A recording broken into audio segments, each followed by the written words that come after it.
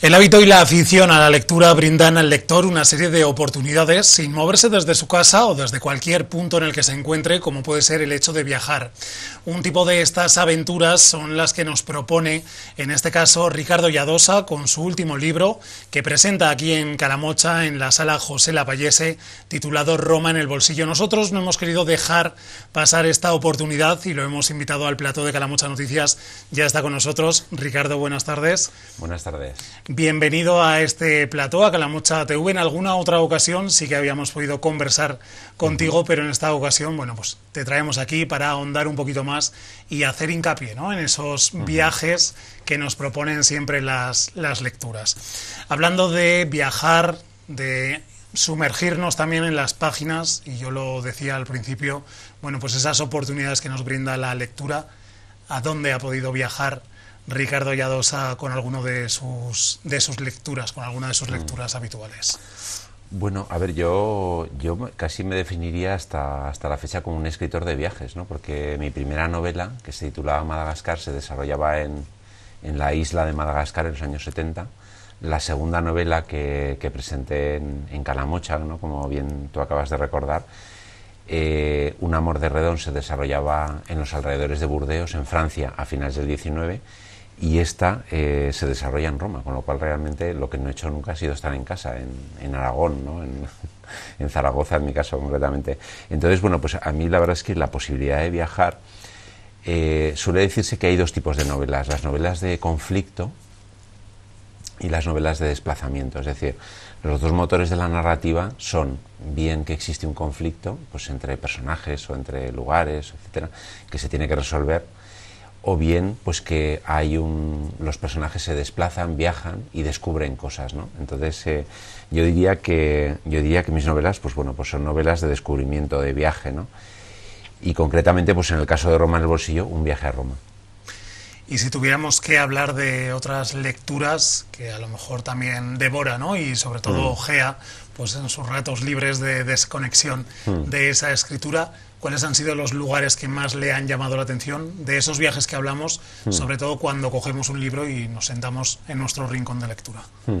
Bueno, a mí la verdad es que me llama la atención todos los lugares, ¿no?, porque el hecho de descubrir un lugar, pues siempre te aporta algo, ¿no? A mí, por ejemplo, pues no sé, por poner un ejemplo, ¿no?, hay un lugar que me llama mucho la atención, que es Australia, porque es una cultura occidental como la nuestra, en teoría, pero nadie sabemos nada de Australia, más allá de que hay un Open de tenis o que hay canguros, pues no sabemos nada, ¿no? Y es es un lugar inmenso, ¿no?, que bueno, pues que a mí me encantaría viajar allí, me encantaría explorarlo, esos desiertos rojos de Australia. De hecho, en Roma en el bolsillo, no quiero ser spoiler, pero hay un mini viaje a Australia.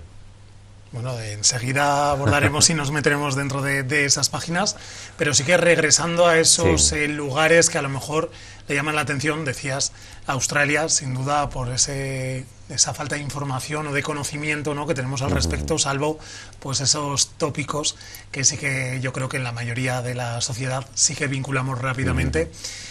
¿Le llaman más la atención esos lugares que sí que tienen una estructura real, o aquellos que surgen un poco de la creación del resto de autores, que pese a situarlo a lo mejor, bueno, pues por hacer alusión a su obra, situarlo en Roma, le da un cambio de giro y nos presenta una Roma completamente distinta a la que nos podemos encontrar si viajamos?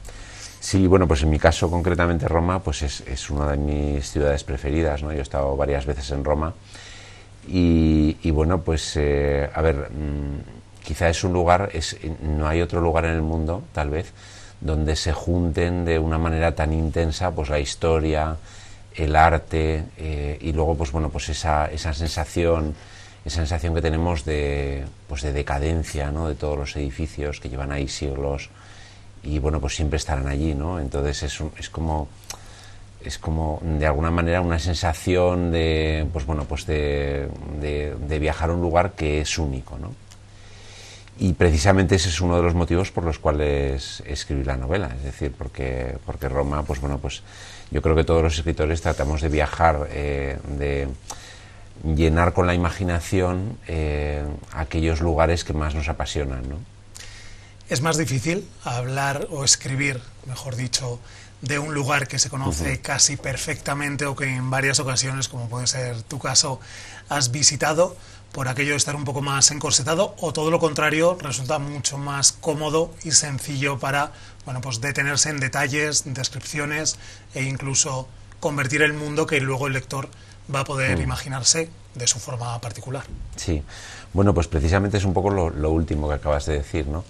Realmente no hay que ser fiel a un lugar ni conocerlo demasiado para escribir sobre él, ¿no? De hecho, bueno, pues yo con mi primera novela Madagascar pues viajaba a ese país africano a través de las páginas de una vieja enciclopedia geográfica y no sabía absolutamente nada de Madagascar, ¿no? Y entonces la broma de la novela consistía precisamente en que al ser una novela de aventuras estaba emulando a los escritores del 19, como por ejemplo Emile Salgari o Julio Verne, que no habían salido nunca de Nantes o de Génova y sin embargo pues se iban hasta Malasia o hasta los mares del sur, ¿no? Y todos los lectores nos lo creíamos, es decir, o sea, una vez tú creas un mundo de ficción, pues el lector se adentra en él y ya no se pregunta si eso es verídico o no. Es decir, puede tener mucho más poder de sugestión una cosa que no sea real que una cosa verídica, ¿no? ¿Qué tipo de viaje nos presentas, nos ofreces a los lectores en Roma en el bolsillo? Bueno, pues mira, hay una frase que está inscrita en la portada, una pregunta concretamente que es el leitmotiv de la novela. ¿Quién no ha soñado alguna vez con la posibilidad de una nueva vida? A ver, esto no es, siempre me preguntan en las entrevistas, pero tú no estás contento con tu vida, ¿no? Y yo les digo, no, que yo estoy contento con mi vida. Lo que pasa es que me gusta imaginar otras vidas, ¿no? Por eso escribo y por eso todos leemos, ¿no? De alguna manera, porque a través de las novelas podemos viajar a otros lugares, conocer a otras personas, imaginarnos de una manera distinta, ¿no? Entonces, concretamente, en Roma en el bolsillo, pues lo que sucede es que un médico, un cirujano milanés, que está atravesando pues una crisis personal, de pronto recibe una carta de una notaría de Roma en la cual pues de la forma más inopinada pues una tía soltera que hace décadas que no ve le lega su casa y todos sus bienes, ¿no? Entonces de pronto pues claro, el que está en una crisis, ¿no? Y que ha abandonado la medicina temporalmente, ¿no? Ha pedido la excedencia, pues de pronto ve en Roma la posibilidad de una nueva vida, ¿no? Entonces viaja hasta allí, acepta la herencia de su tía y se queda a vivir en la casa que ha heredado. Claro, ¿de qué se compone una vida? Pues una vida se compone de un trabajo, se compone de una familia, se compone de un amor, se compone de unos hobbies, ¿no? De unas aficiones. Y claro, todo esto es lo que de alguna manera pues Piero Hermil, que es el protagonista de Roma en el bolsillo, tiene que reconstruir, ¿no? Partiendo de cero. Además, él toma una decisión muy radical, ¿no? Que consiste en que viajará a Roma sin ordenador portátil y sin móvil. Entonces, si hoy en día nos mudamos a otra ciudad y no nos llevamos ni el ordenador portátil ni el móvil, pues somos unos seres completamente desconocidos, ¿no? Desaparecemos.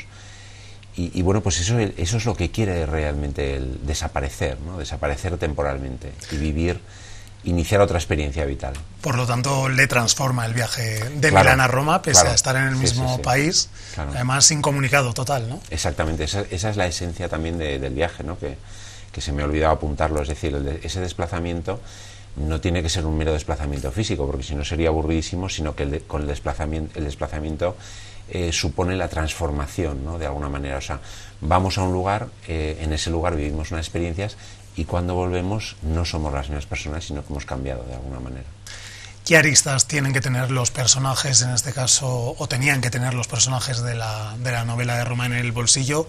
Nos vamos a centrar primordialmente en Piero, pero también en el resto, que bueno, pues sabemos que hay personajes secundarios que también adquieren su protagonismo y son importantes también en el desarrollo de la trama. Sí, bueno, pues a ver, los personajes de la novela, ya que Piero no tiene ni teléfono móvil ni ordenador portátil, pues en realidad los personajes de la novela salen de una agenda en papel, de estas que conservamos todos de nuestra infancia o nuestra adolescencia. Antes de que existieran los teléfonos móviles teníamos ahí escritos a boli pues los nombres de nuestros tíos, de nuestros amigos, de la familia, bueno, pues de los lugares y las personas que nos interesaban, ¿no? Entonces Piero, claro, llega a Roma, que Roma además es la ciudad de su infancia, ¿no? Porque él nació allí y vivió allí hasta terminar el colegio, momento en que sus padres se divorciaron, su madre, que era la romana, falleció, y entonces, claro, pues él se fue con su padre a Milán y perdió todo contacto con la familia romana, ¿no? Entonces, claro, de ahí la sorpresa de que de pronto una tía a la que hace décadas que no ve, pues le legue sus bienes en detrimento de esos primos que todavía están en Roma y con los cuales Piero pues aventura que no va a tener una buena relación, ¿no? Porque, claro, han sido desheredados, ¿no? Entonces no pueden estar muy contentos con él, aunque por otra parte él tampoco tiene la culpa, ¿no? Entonces, bueno, pues él empieza a llamar por teléfono y entonces pues de pronto se da cuenta de que todos sus amigos del instituto, ¿no? de cuando vivió en Roma, pues se han mudado a otras ciudades, ya no están. Los teléfonos pues son las casas de sus padres, algunos padres han fallecido, se han cambiado de domicilio, ni siquiera responden al teléfono, y la única que responde es una amiga que se llama Lioneta. Lioneta, pues que es profesora de literatura en Roma, está cuidando a su anciano padre, que bueno, pues está en una silla de ruedas, no está impedido, y entonces es la única persona que responde al teléfono y con la cual pues ya en el capítulo 1 Piero tiene una cita. Entonces este es un punto de partida importante para la novela, comunicación. Claro. Sí. ¿Qué característica podríamos decir que como seña de identidad sí que tienen todos estos personajes, ya no solo exclusivamente de Piero y Roma en el bolsillo, sino también, bueno, Madagascar y la otra novela que también presentaste aquí en Calamocha? Sí. Bueno, pues fíjate, yo hay una cosa que me he dado cuenta ya con este libro, ¿no? Que hay una constante, o sea, normalmente todos los escritores tenemos una serie de obsesiones que están en todas nuestras novelas y que de alguna manera pues vamos disfrazando a través de la trama, de los personajes, de las épocas, ¿no? De los lugares, pero en el fondo muchas veces estamos hablando de lo mismo, ¿no? A mí, curiosamente, pues me doy cuenta de que mis 3 novelas publicadas, e incluso la que estoy escribiendo ahora, que será la cuarta, siempre parten de un personaje masculino que llega a un lugar. Llega a un lugar que de alguna manera le es ajeno y al cual se tiene que aclimatar, ¿no? El protagonista de Madagascar pues es un fotógrafo de naturaleza que llega a Madagascar en los años 70 un poco a pelo, con lo puesto. Prácticamente es un mochilero, bueno, sin prácticamente. Y entonces pues lo único que tiene es una cámara fotográfica y el sueño de que las fotografías que haga allí de naturaleza y de animales pues las compre National Geographic, ¿no? Cosa que es un poco quimérica, pero bueno, claro, él llega a ese Madagascar que en ese momento es una dictadura comunista y claro, pues te puedes imaginar que le suceden todo tipo de cosas estrafalarias, ¿no? Todas ellas. El sueño desde luego no se cumple. El sueño como él esperaba. No se cumple demasiado, ¿no? En el segundo caso el protagonista es Odilon Redon, en Un amor de Redon. Fue un pintor francés que realmente existió en Burdeos y en París a finales del siglo XIX, y entonces Odilon Redon llega a un castillo a las afueras de Burdeos que es propiedad de un millonario judío, un banquero concretamente, que le encarga decorar las paredes de su mansión con cuadros, ¿no? Y entonces pues bueno, pues ahí también, aunque realmente es un viaje de unos pocos kilómetros porque él tiene otra casa a las afueras de Burdeos, pues se convierte en un auténtico viaje y un cambio a una realidad completamente distinta, ¿no? Y en el caso de Piero, pues como ya he contado, pues la llegada a Roma para heredar de su tía, ¿no? En las 3 novelas, bueno, nos has presentado Madagascar, Burdeos, en este caso Roma. Mencionabas que estás ya en una 4ª novela trabajando. Entiendo, intuyo que también habrá algún esbozo de algún otro proyecto aparte. ¿Qué otros viajes nos tienes preparados? Bueno, pues la 4ª novela también es un viaje bastante corto, ¿no? Porque en AVE se tarda solo 1 hora, que se desarrolla en Madrid. Entonces el protagonista viaja allí a Madrid y básicamente es una novela negra que está ambientada en pleno verano de 2024. ¿Resulta más cómodo, un poco más complicado el trabajar, escribir en el género negro? Sí.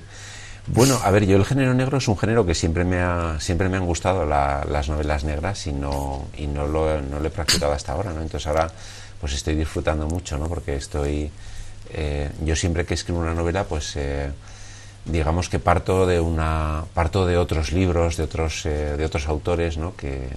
De los cuales, pues bueno, yo decía en una entrevista que me hicieron en Heraldo que soy un auténtico copiador de otras cosas, ¿no? Un emulador de otras cosas que me gustan, ¿no? Entonces, bueno, pues ahora estoy leyendo muchas novelas negras de distintos autores, ¿no? Y voy tomando un poco lo que me gusta de cada una y lo voy transmitiendo a mi propia narrativa. Aparte de a lo mejor ese anhelo o ese deseo que podemos ver en las páginas de esta obra que se presenta y que llega aquí a Calamocha, ese deseo por encontrar un cambio de vida, además un cambio sin trabajo, sin ninguna atadura, porque, bueno, pues recordamos, Piero rompe con todo que le ata a Milán, se va hasta Roma, sí. Esconde también las páginas, esas casi 300 páginas de novela, alguna lectura, doble lectura, en la que no sé si en un primer repaso lo veríamos o tendríamos que regresar. ¿Ha escondido alguna lectura para aquellos bueno, pues lectores más avispadillos? Bueno, a ver, mis novelas son muy fáciles de leer, es decir, o sea, a mí me gusta que siempre la complejidad de las novelas esté en el fondo, ¿no? Nunca en la forma. Es decir, yo me considero un narrador puro, no hago juegos con el lenguaje, no soy muy poético, por así decir, ¿no? Y siempre, o sea, la poesía, yo creo que en una novela la poesía o la lírica de la prosa tiene que partir de la propia narración, de alguna manera, ¿no? Entonces, mis novelas son muy fáciles de leer, son casi cinematográficas. Se pueden visualizar, ¿no? Casi en la imaginación mientras la estás leyendo, pero luego tienen también, como solía decir Hemingway, ¿no? La teoría esta del iceberg, ¿no?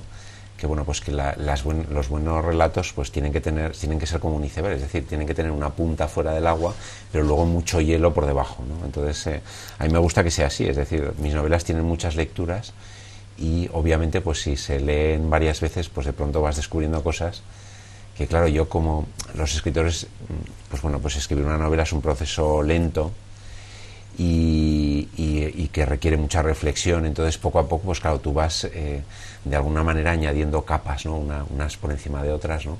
Hasta que al final pues tienes el conjunto final, que realmente pues es un reflejo de nosotros mismos, pero también una pregunta al lector, ¿no? O sea, decir, el lector pues tiene que... A mí me gusta no dar demasiadas pistas, o sea, soy muy escueto. De hecho, mis novelas tampoco son demasiado largas, ¿no? Soy muy escueto y me gusta que el lector vaya descubriendo las cosas porque las imagine, ¿no? No porque yo se las diga. Cuesta darle forma a esas novelas y además, bueno, pues planteando esas distintas reflexiones, preguntas, para que el lector pues también esté despierto y no se duerma cuando tiene su libro en las manos. Sí, a ver, cuesta escribir y es un proceso de reflexión, ¿no? Y además es un proceso inconsciente, es decir, yo nunca pienso, ¿no? En qué quiero decir, o sea, el significado tiene que salir casi de mi inconsciente, ¿no? Cuando escribes, pues es casi como si estuvieras soñando, ¿no? Luego, lógicamente, pues vienen las correcciones, ¿no? Y entonces, pues bueno, pues todo tiene que cuadrar, ¿no? Pero todo tiene que ser como muy instintivo, es decir, uno no se puede plantear, yo con esta novela quiero decir esto, no, esto tiene que salir, ¿no? Tiene que salir de dentro y el caso es que siempre sale, ¿no? Porque cuando precisamente el inconsciente es lo más certero, es decir, lo que trabaja de una forma más inequívoca. Al final, la casualidad, como decía Freud, en la mente no existe, siempre vamos hacia un determinado lugar, ¿no? Aún sin darnos cuenta. Y normalmente pues los significados de los libros los descubro gracias a los lectores. Muchas veces pues voy a lugares como Calamocha, ¿no? Y en la biblioteca pues de pronto un lector me dice, oye, pues tú te has dado cuenta de que en tu novela pues sucede esto, lo otro, fíjate qué casualidad y tal. Y entonces digo, ostras, pues es verdad, era lo que yo quería decir, ¿no? O sea, que hay algunos mensajes que sí que llegan directamente y otros que incluso es una nueva lectura que a lo mejor no había llegado a... Sí, porque la literatura es, o sea, al fin y al cabo, escribir y leer son procesos parecidos, ¿no? Hombre, escribir es mucho más activo y leer quizá un poco más pasivo, pero al final, cuando yo estoy escribiendo y cuando el lector está leyendo, pues también estamos imaginando una historia en nuestra cabeza, ¿no? ¿Qué requisitos, qué pautas o incluso manías y rituales, podemos decir, sí que necesitas a la hora de ponerte a escribir. Ya no sé si primero manuscrito o directamente ya con el ordenador, con el tecleo. Sí. El teclado. Bueno, yo manuscrito no, o sea, las novelas nunca las manuscribo, ¿no? Sino que siempre las escribo ordenado. Pero sí que soy un gran escritor de diarios. A mí los diarios me encantan, entonces tengo, desde que leí hace ya unos cuantos años un libro de un autor argentino que se llama Ricardo Piglia, los diarios de Emilio Renzi, pues me dio por escribir diarios como hacía él, ¿no? Como hacía Ricardo Piglia, y entonces pues cada año me voy comprando cuadernos de un color, ¿no? Por ejemplo, los de este año son de color beige, los del año que viene son lila, y bueno, realmente es todos los colores un poco, porque luego me gusta ponerlos en una estantería, ¿no? Y verlos, ¿no? y ver ahí una especie de arco iris, ¿no? Entonces a mí me encanta escribir a mano, con pluma además, porque me encantan las plumas, diarios, ¿no? Entonces es un ejercicio narrativo que es muy interesante, porque claro, tú realmente estás contando pues tus ideas, tu vida, las cosas que piensas, tus novelas, ¿no? Y entonces estás narrando realmente, ¿no? Y ese es quizá uno de los puntos de partida para aprender a escribir narrativa, puede ser escribir la propia vida, ¿no? Que es lo más fácil, lo más directo, y luego al final pues las novelas acaban siendo nuestra propia vida enmascarada. O sea, al final todos los personajes son, como decía Flaubert, Madame Bovary soy yo. Pues bueno, pues yo soy Piero, yo soy Leoneta. Tiene algo, ¿no? Todos mis personajes. De esencia claro, del sí, autor. realmente. ¿En qué momento se encuentra la literatura en España y también en nuestra comunidad autónoma? Hablábamos ese reflejo de la esencia de cada uno de los escritores, escritoras, pero ¿qué situación está atravesando el sector? Bueno, pues a ver, concretamente en Aragón está en un momento excelente, ¿no? Porque hay muchísimos escritores conocidos incluso a nivel nacional, que bueno, pues que están triunfando por España e incluso por Europa y por el mundo, ¿no? Y bueno, y son escritores aragoneses, ¿no? Que incluso algunos viven incluso en Zaragoza, ¿no? Y bueno, pues para la literatura española sucede algo parecido. Lo que pasa es que, claro, también hay una cierta masificación, ¿no? Porque todo el mundo quiere publicar.